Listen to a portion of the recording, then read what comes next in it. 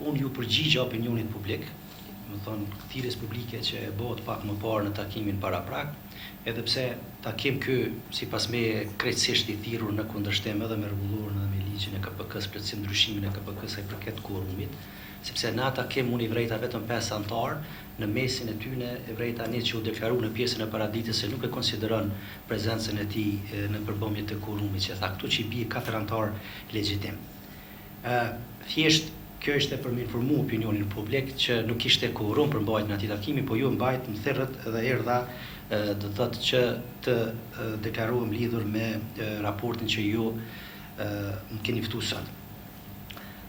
Keni parasysh për informimin tuaj edhe të opinionit publik, afati për certifikim ka kalu. Unë këtu pranë vetës kam një rregullore që ka nxjerrë ky këshill, kam edhe ligjin që të dyja e kanë përcaktuar në 12 paragrafi 2 thot pas shqyrtimit të ankesave, që i kemi shqyrtu ankesën, e kemi refuzuar nëse ju kujtohet, Këshilli brenda 7 ditëve shpall dhe certifikon rezultatet përfundimtare të procesit zgjedhor.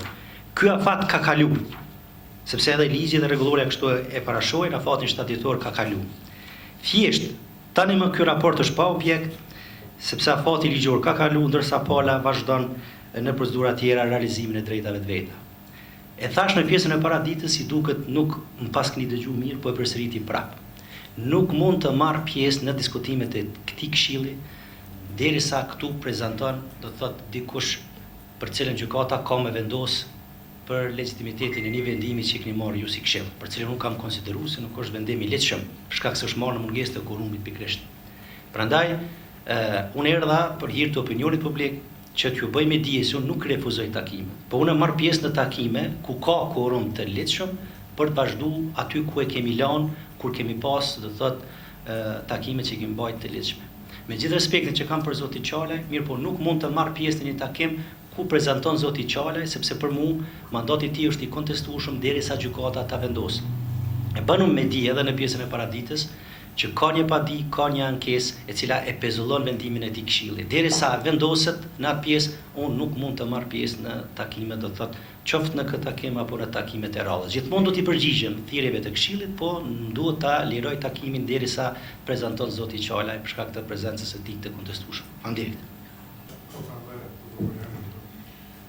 Ne nuk e kontestojmë asnjë fjalë që gjykata do të vendosë. Prandaj, edhe në rastin e parë, me rastin e prokurorit Besim, edhe në rastin që këtu e kemi kushtuesin e detyrës, asnjë dilim nuk ka prokuroria. Gjykata ta vendosë. Gjykata edhe për kohën për dytën. Na ashtu do për kohën që është e dëshmë apo palish, po leta përshtatën gjykata. Edhe për dytën edhe për kohën. Nëse po thon tash për kohën që ne do ta presim se po përshtaton që është, atëherë pse nuk ja beson gjykata sa për dytën? Thotë njëri është, rasti po do të thonë se vendosur për atë që po thonë mirë që ne do të vinë vendimi i gjykatës, edhe për të dytën do të vinë njësoj për tutje ai vendim do vlenë për dytën.